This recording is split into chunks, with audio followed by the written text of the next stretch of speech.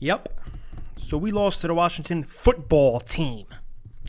Like I told all you guys said, oh, we're just going to blow them out. We're just going to beat them. I told you it was going to be tougher than you thought. You got a banged up offensive line going against a very, very good defensive line and adding Chase Young to the mix out of their draft with the second overall pick out of Ohio State. Now, we start the game off 17-0. We're beating them. And I'm like, wow, okay. We're doing things here. Then the tables turn. I don't know where to start. I blame the whole offense as a whole. I blame Wentz. Even though Wentz was playing well at first, he was dropping dimes, he was doing his thing, move right down the field, boom, boom, boom, boom, boom. I don't blame the defense that much, honestly. They were put in bad positions. If they weren't starting in the other team's end zone each time, this wouldn't happen. What I'm trying to say is this, basically. Wentz throws the interception, which once it came out of his hand, I'm like, whoa, that's a little bit of a weird pass. It was kind of wobbly, kind of aired out. Picked.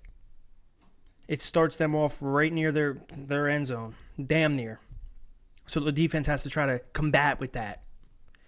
Early on in the game, Dwayne Haskins just played bad. He was throwing a lot of inaccurate passes to the ground, to the above. That's why I started texting my friend. I say, listen, if Dwayne Haskins just plays a little bit better, they can be in this game. But not even this game. They can be in many games.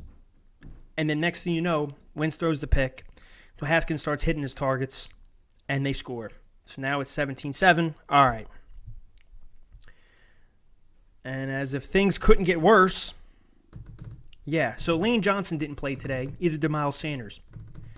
Yeah, so you had no running back besides Boston Scott, and your starting right tackle, who said he was going to play even though he's hurt, is inactive. So Jack Driscoll takes over. Takes over at right tackle. He did solid a little bit. He was kind of solid. But their defensive line was just eating us up. And I knew they would because I'm like, man, you got backups already in there. Backups in there. All over the line. Right guard. Right tackle. And one of the most key important persons we have had on this team is Lane Johnson. You ever seen games where he missed games, Lane Johnson? We lost those games or the whole offense didn't look good. So already I was like, damn, him and Brandon Brooks are very important. Jason Peters has missed games before, and we still have made things happen. But you take a look at, you lose Lane Johnson to start the game off. All right, fine. Put the rookie in. He's playing pretty well. Offense can move. Still can't run the ball because all you guys, Boston Scott and Corey Clement. So it's like, all right, they're going to throw the ball a lot. You know, Doug Peterson loves to be pass happy, so okay. Then he goes down.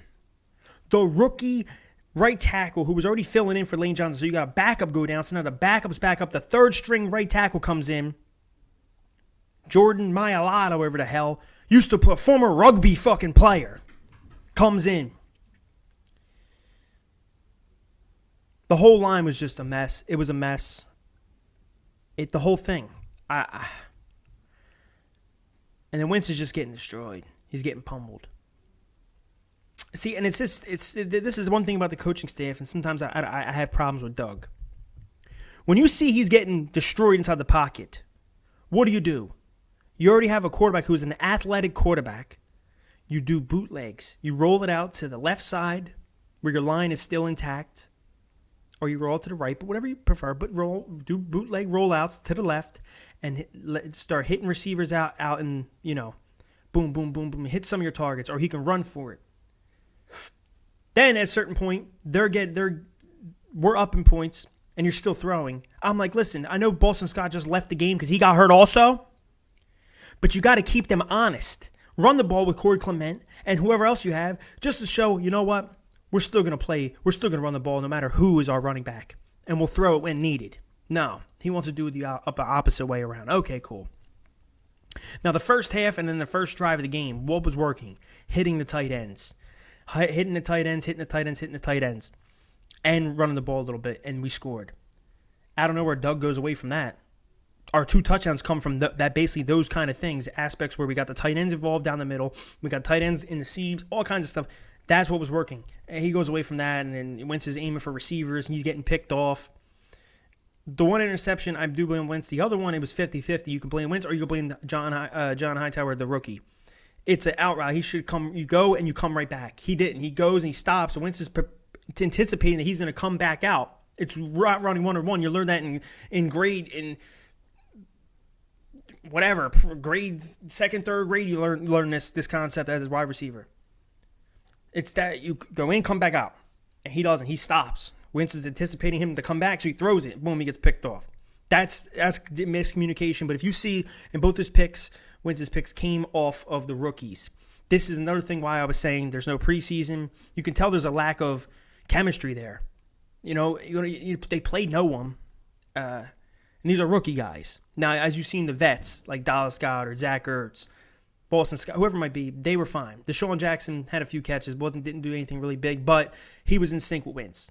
The rookies, you can tell they're not really in sync with Wentz. Is not really has a real chemistry or rapport with them, and that's when his interceptions came from, throwing them to them. They're both not on the same page, and it's those two interceptions literally set up them to go score touchdowns.